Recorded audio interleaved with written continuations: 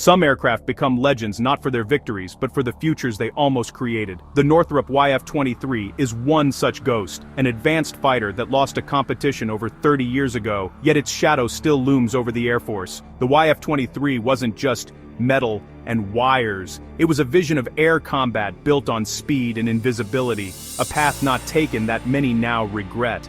Its radical design, more science fiction than reality, promised unmatched speed, stealth, and reach. Qualities that seemed excessive then, but are essential now. The YF-23's loss is more than a historical footnote, it's a living lesson in military strategy and foresight. As new threats emerge, the arguments for the YF-23's philosophy are louder than ever. It forces us to ask, do we build for the wars we know, or the ones we can only imagine? The YF-23 was built for the unknown, prioritizing striking before being seen. Today, as sixth-generation fighters are developed, the YF-23's design is being revived, its once radical features now seen as vital. Its story is a drama of innovation and missed opportunity, a warning about preparing for the last war instead of the next. Understanding why it lost, and why its ideas are returning, reveals a critical message for the future of air power.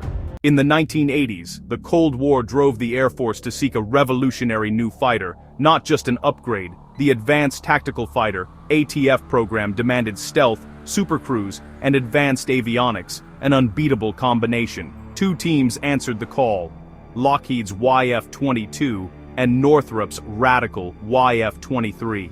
Northrop, fresh from the B-2 stealth bomber, poured its expertise into the YF-23, prioritizing stealth and speed above all. Their philosophy: you can't shoot what you can't see or catch. 2.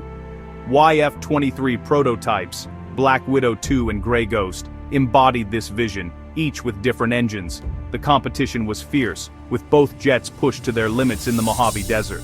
Test pilots flew supersonic dashes, complex maneuvers, and stealth trials, while the defense world watched. The ATF program wasn't just about a new jet, it was about defining air superiority for the 21st century. The YF-23 was Northrop's bold answer to that challenge.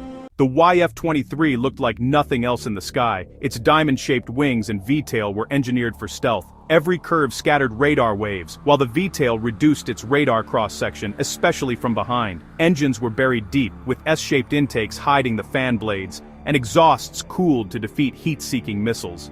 This attention to stealth and heat management was years ahead of its time.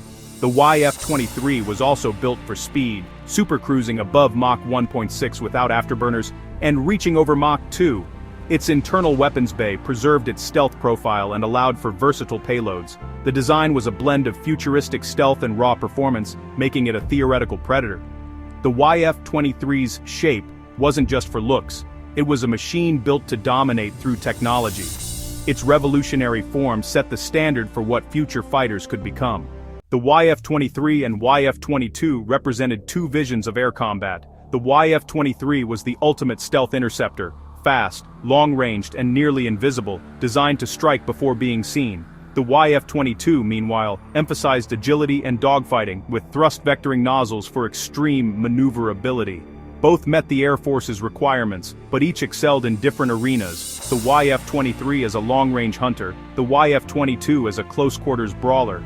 Test pilots praised the YF-23's stability and speed, while the YF-22 dazzled with its agility. The Air Force faced a tough choice: a sniper's rifle or an assault rifle. Each jet embodied a distinct philosophy: control from afar versus dominance up close. The decision would define the future of American air power. In April 1991, the Air Force chose the Lockheed YF-22 over the YF-23, shocking the industry. The decision wasn't about a YF-23 failure, but about doctrine, risk, and presentation. The YF-22's agility, especially in dogfights, resonated with Air Force leaders shaped by Vietnam. Thrust-vectoring nozzles gave the YF-22 a clear edge in maneuverability, a quality the YF-23 didn't match. Lockheed's demonstration was aggressive and polished, showcasing live missile firings and production readiness. Northrop's YF-23, though more radical, was seen as riskier and less conventional. The Air Force wanted a balanced fighter, not a specialized one. The YF-22 promised versatility. the YF-23 promised to change the rules. In the end, the Air Force chose to master the existing game, not rewrite it. That choice shaped American air power for decades. For years, the YF-23 prototypes sat in museums, but their influence never faded. Today, as the Air Force and Navy develop next-generation fighters, the YF-23's design principles are back in focus. Extreme range, high speed, and all-aspect stealth, once secondary, are now top priorities. The vast Pacific and new adversaries demand fighters that can strike far, fast, and unseen. These are the exact qualities the YF-23 was built for. Northrop Grumman's new concepts echo the YF-23's tailless, blended wing design, pushing stealth even further. The YF-23's DNA is in the blueprint for America's next dominant fighter. The future of air combat is less about dogfights, more about speed, reach, and invisibility. The ghost of the YF-23 is now the model for success. The YF-23's story is a warning. Prioritizing present needs over future demands can create vulnerabilities. Choosing the YF-22 meant favoring familiar dogfighting agility over revolutionary speed and stealth. The F-22 Raptor became legendary, but its limited production left the Air Force with a small fleet. Meanwhile, rivals like China developed long-range stealth fighters, challenging American air power. The scenario the YF-23 was built for is now the Air Force's biggest challenge. The YF-23's legacy is a lesson in embracing bold ideas, even if they defy tradition. The scramble to develop new fighters based on YF-23 principles is an admission that path was right all along. True air dominance comes from staying ahead, not just keeping up.